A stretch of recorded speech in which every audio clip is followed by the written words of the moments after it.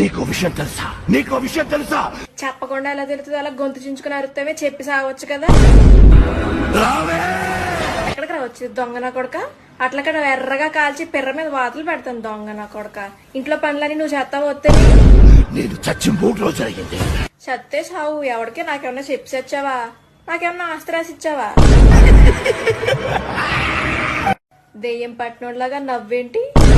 గొంతులో Vicks bill పాడేసుకో. ఆ నవ్వేలాగా చచ్చిపోతున్నావు.